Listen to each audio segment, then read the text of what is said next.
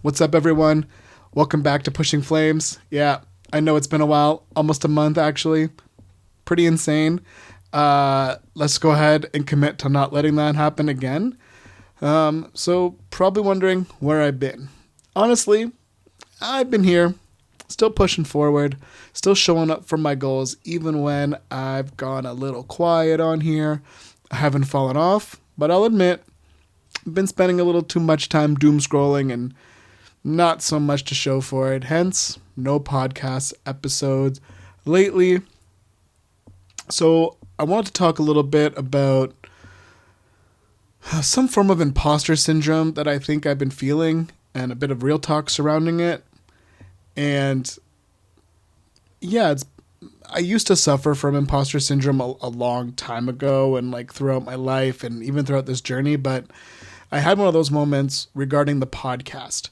And I was thinking, what's the point? Why am I still doing this podcast that barely gets any listens or streams? Who cares? But then I had to check myself like real fast because it's not about that right now. The whole thing started as a promise to me to prove that I can stay consistent, to build something bigger than me for me. And if you've ever been there, you know how powerful it is to keep that promise to yourself. Luckily, this podcast is the only place I've been slacking when it comes to pushing towards my goals. In every other area, I consider myself to still be pushing forward pretty hard. So let's talk about it. Let's talk about my fitness progress. I think the last episode was October 5th. And at that time, my weigh-in was on October 4th, which was 221.7 pounds. As I record this, I did wake up at 212.9 pounds.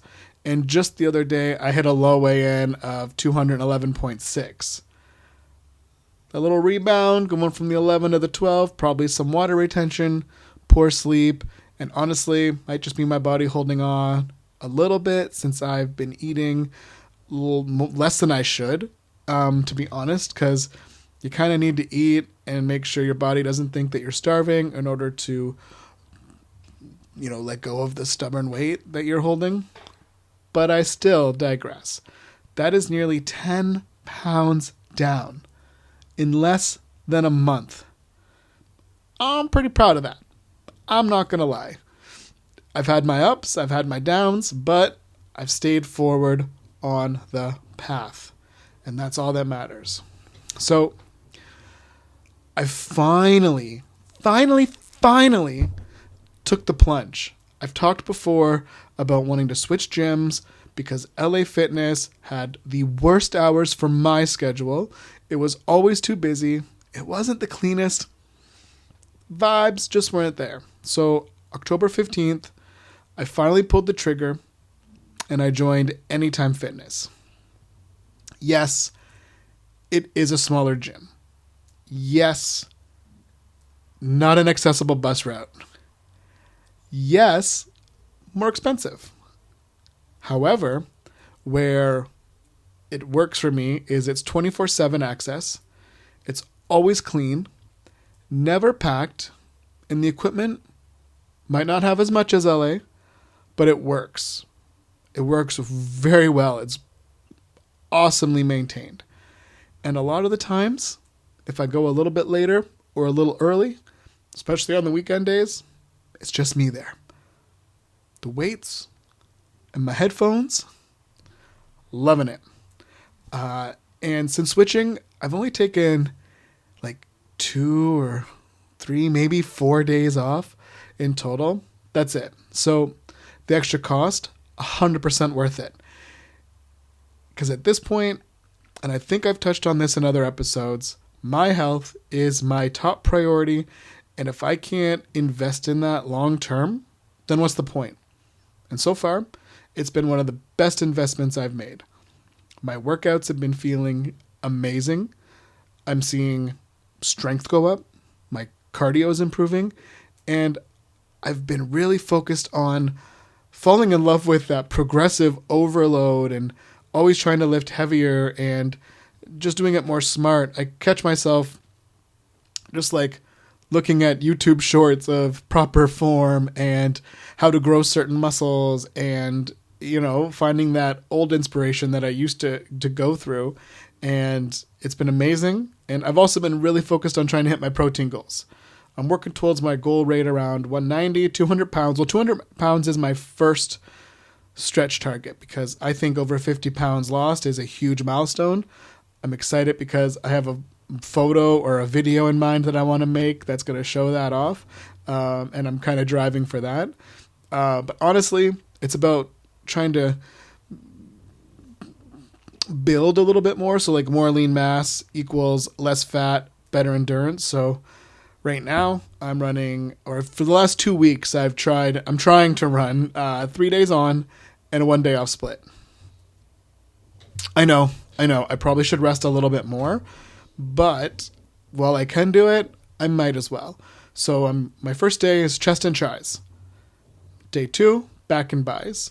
Day number 3, I'm trying to do legs. Now, my last leg day was my first leg day in a few weeks, and progressive overload, proper form, slow reps on the press, like deep, slow. Ouch. I'm just starting to walk right today. So I'll rest and then I'll repeat, but instead of legs, I'll add shoulders and traps into the mix. Now, I realize I should go into some form of push, pull, legs, something along those lines. And I just haven't found the right split or done enough research into it. I'm probably not far off from needing to get a coach, and I know exactly who I have in mind when that time comes. But again, I'm slowly getting better at investing into myself. So there's that.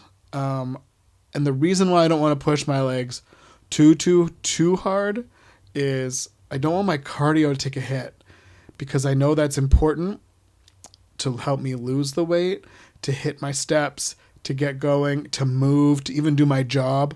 Now, I know it's necessary evil. The building blocks build from the ground up. And it's all part of the growth process. But I just have to figure out a way that balance is right for me. Now, the next subject here is, I know I touched base on a previous podcast about peptides. And particularly retatrutide. That has been game-changing for me with the receptors, with the glucagon, the GLP-1, all that stuff. It's really helped me take control of my life, and I've now added MOTS C into my stack. So what is MOTS D or MOTS C? Essentially, it's a small peptide that your mitochondria make, those little power plants inside your cells. And think of it like a messenger that helps your body use the energy more efficiently, keep your blood sugar stable. Here's a simple version. It helps your body convert fat and glucose into energy. It reduces fatigue and helps your cells repair and function better. So, let's rewind this a little bit onto why I wanted to do that.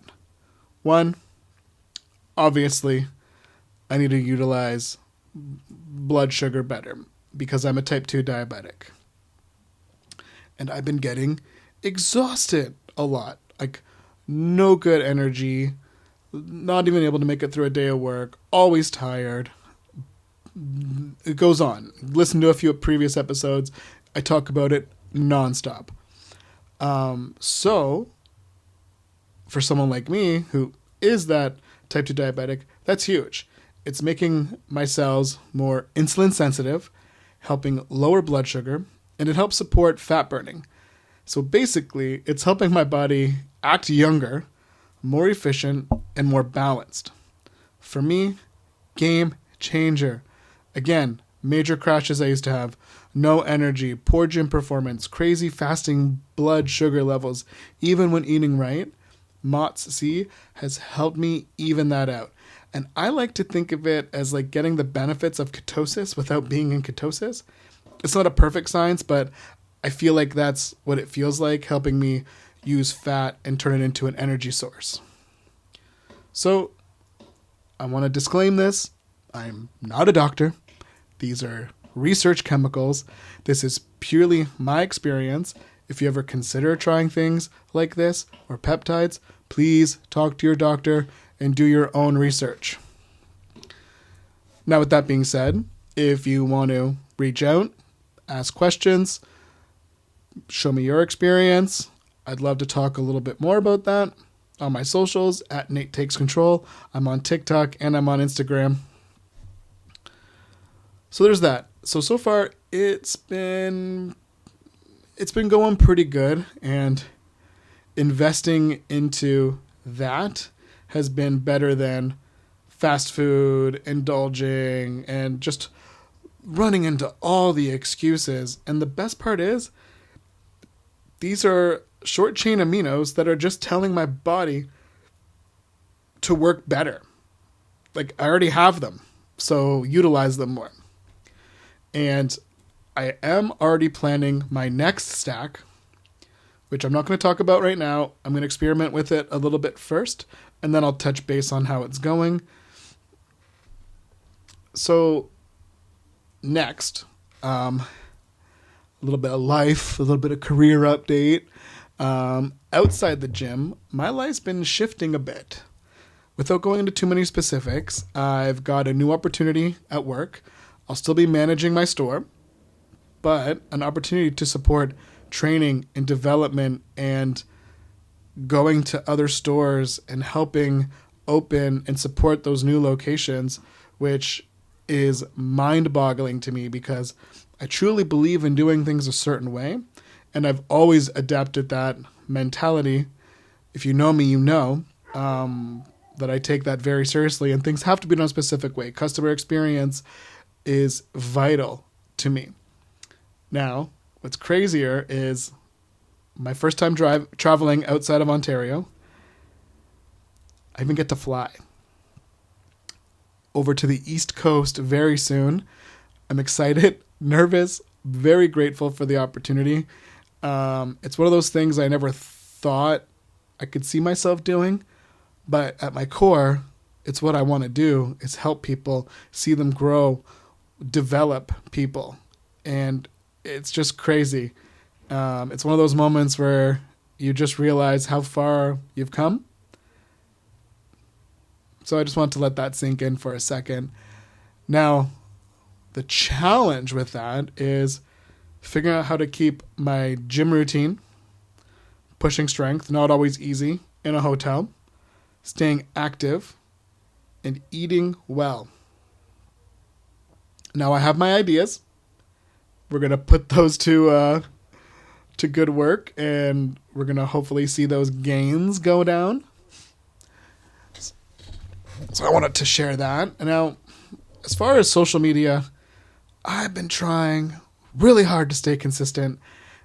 Some days I'm like on freaking point. Other days, I don't know what to do. I don't know what to say. I don't know what to post. So I don't. Or I just post some dumb shit. That's fine. But I'm trying to stay more active, trying to find my voice and like narrow down my niche a little bit more. And I think it's more on those, or along the lines of that real talk, that my experience, the journey of changing your life around and your circumstance and taking control of your health, like through the whole entire journey. Like, I'm not sugarcoating anything. I'm not just showing you the good. I'm showing you the bad, the ugly, the twists and turns, you know. I'm admitting it. I'm keeping honest with it. And that, I think, is lacking with a lot of creators, I'll say. So there's that. So please, I've said this once before, if that interests you, follow me, TikTok, Instagram, Nate Takes Control, and we'll kind of go from there. So to wrap things up, I know I've been talking a lot, today's actually my last day of a vacation. I got sick halfway through the week, which really bummed me out because, like, I wanted to be more productive, but I was good enough to still go to the gym. I got some Dayquil. I didn't abuse it. I took the recommended servings. I got some NyQuil so I could sleep better. And took my rest day, which was beautiful. I pretty much slept the entire day.